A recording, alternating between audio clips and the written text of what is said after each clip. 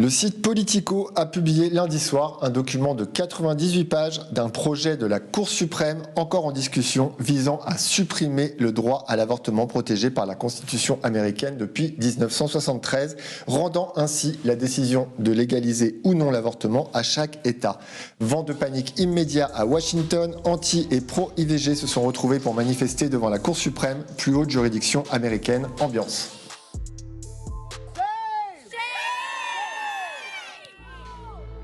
Et voilà ce qu'on peut lire dans ce projet de décision rédigé par le juge conservateur Samuel Alito qui remet en cause l'arrêt Roe versus Wade de 1973. Roe était erroné de façon flagrante depuis l'origine, son raisonnement était incroyablement faible et la décision a eu des conséquences très dommageables. Ces 98 pages remettent donc en cause l'inscription du droit à l'avortement dans la Constitution et se concluent par « Nous estimons donc que la Constitution n'interdit pas aux citoyens de chaque État de réglementer ou d'interdire l'avortement. Roe et Casey se sont arrogés cette autorité. Nous annulons maintenant ces décisions et rendons cette autorité au peuple et à ses représentants élus. » Alors, la décision définitive sur ce projet devrait être rendue début juillet, mais il faut rappeler que sur les 9 juges de la Cour suprême, 6 sont des conservateurs, dont le président, et 3 seulement sont des libéraux. La Cour suprême qui a publié un communiqué dans l'après-midi en disant que le document était authentique, mais en rappelant que ce n'était pas la décision finale. Avec moi pour en discuter, Marie-Cécile Nave, bonsoir. Bonsoir. Vous êtes sociologue et politiste, spécialiste des États-Unis, et votre dernier livre paru en 2020 chez Kahneman Levy s'intitule « La démocratie féministe. Réinventer le pouvoir ». Une première question peut-être, quelle a été votre réaction en apprenant la teneur du document publié par Politico ? Alors on n'est pas tellement surpris par le fond, on est un peu surpris par la forme parce que comme vous l'avez montré, les termes sont extrêmement durs pour parler de l'arrêt Roe versus Wade de 1973 en disant que c'est finalement un jugement qui avait été infondé, limite infondé en droit. Mais sur le fond, on n'est pas tellement surpris puisque en acceptant d'examiner une décision dans le Mississippi et puis en refusant d'aller contre la décision du Texas d'interdire l'avortement après 6 semaines dont on avait beaucoup parlé dans les médias, on savait déjà que la Cour suprême probablement allait aller vers une restriction beaucoup plus forte de l'accès à l'avortement. Alors la Cour suprême, donc, qui s'apprête à prendre sa décision, a été largement remaniée sous Donald Trump. Lui-même avait fait campagne en 2016 en promettant monts et merveilles à la branche la plus conservatrice, en gros, des électeurs américains. Est-ce que cet arrêt, on peut dire que c'est un effet de Trump par rebours ? Alors il y a plusieurs éléments. Il y a un effet Trump dans le sens où en un seul mandat, il a eu la possibilité et la chance pour la partie ultra-conservatrice de l'Amérique de nommer 3 juges, ce qui est quand même assez exceptionnel. Donc évidemment, ça joue cette composition sur les arrêts qui sont pris aujourd'hui et qui seront pris demain, parce que ce sont des personnalités ultra-conservatrice et même à certains égards d'extrême droite, mais il faut quand même tenir compte du fait que c'est le résultat aussi d'un processus plus long qui résulte d'un militantisme anti-avortement extrêmement influent, extrêmement puissant depuis les années 80 avec des activités de lobbying auprès des élus, de collecte de fonds, de conviction d'une partie de la population aussi qui explique sa situation. Et puis on ne peut pas exclure non plus une sorte de backlash d'après MeToo, qui a galvanisé les opposants aux droits des femmes et les antiféministes. Donc ça rajoute une couche à déjà ce processus qu'il faut quand même inscrire dans la longue durée. Mais c'est ça, en fait, on ne peut pas dire que c'est juste un backlash MeToo. Enfin, je voyais sur les réseaux sociaux certains qui disaient ça et d'autres qui s'y opposaient en disant mais en fait non, c'est un mouvement de fond beaucoup plus étendu. Oui, tout à fait. Si on suit bien ce projet d'arrêt, il semble carrément mettre en cause toute décision qui s'appuierait sur le droit à la vie privée. Or, cette même notion est utilisée aussi aux États-Unis, par exemple, pour éviter que les États s'opposent au mariage homosexuel et voire même au mariage interraciaux. Ou bien même au droit à la pilule abortive, ou même à la pilule tout court, pardon. Est-ce qu'on peut imaginer que dans certains États du Sud et du Centre, c'est-à-dire les plus conservateurs, et qui représentent presque la moitié des États américains, on revient à une sorte de droit des années 50, quoi?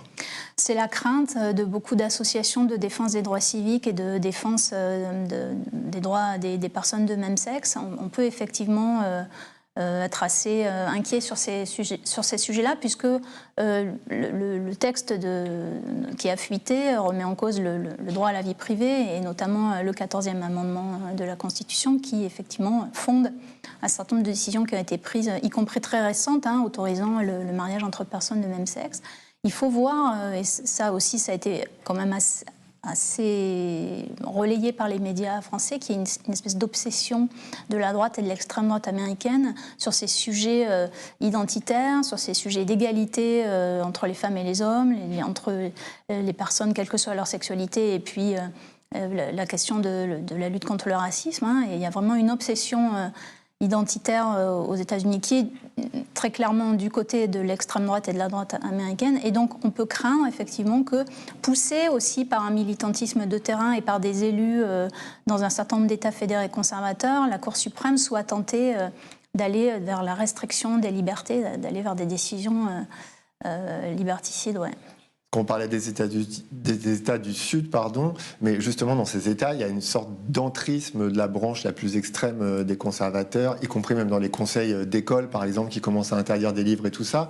C'est-à-dire qu'il y a un mouvement de fond réellement aux États-Unis. Est-ce qu'on peut craindre à terme qu'il y ait une sorte de division des États-Unis en deux parties, comme on a connu ça à l'époque, quoi? C'est le cas déjà, et on voit que là, on a deux types d'États. Vraiment, il y a deux nations sur la question de l'accès à l'avortement, et plus globalement sur la question des droits à disposer de son corps, d'avoir la sexualité qu'on a choisie, etc.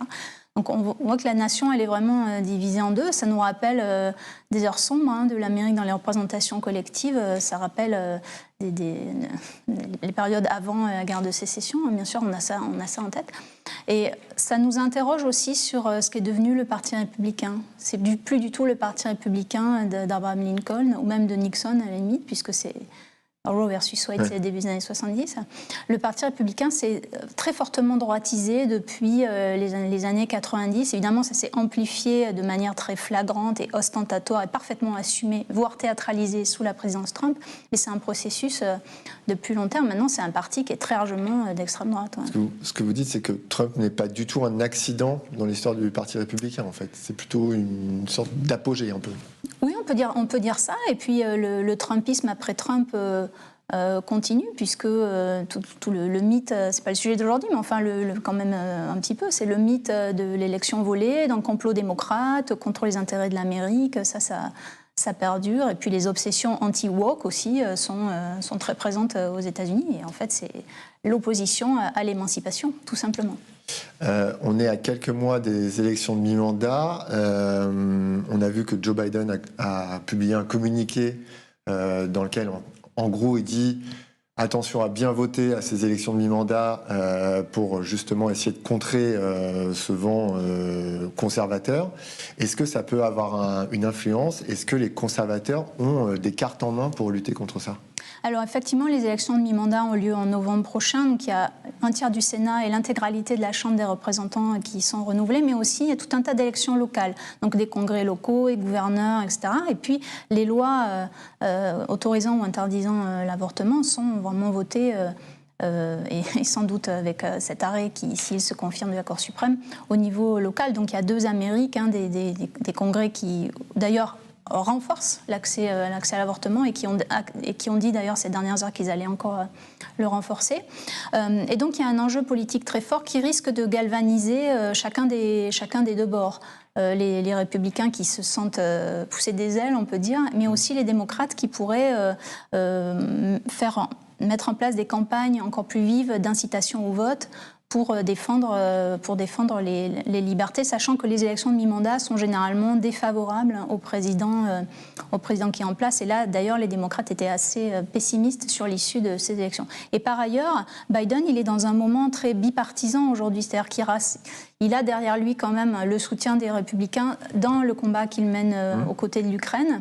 Et ce que fait la Cour suprême, cette communication qui fuite, et aussi peut-être la récupération qu'il va y avoir de la part des ultra-conservateurs, ça permet de récupérer le storytelling de la polarisation de l'Amérique et de contrer le message unificateur. De recliver, quoi. De recliver l'Amérique qui est dans un moment quand même fragile, mais quand même un peu d'unité avec la question de la guerre en Ukraine. Et je voulais juste ajouter quand même que oui, c'est clivé entre le Parti démocrate et le Parti républicain sur ces questions de mœurs et d'avortement, etc., mais beaucoup moins dans la population. La population américaine, elle est aux 2/3 favorable au droit à l'avortement.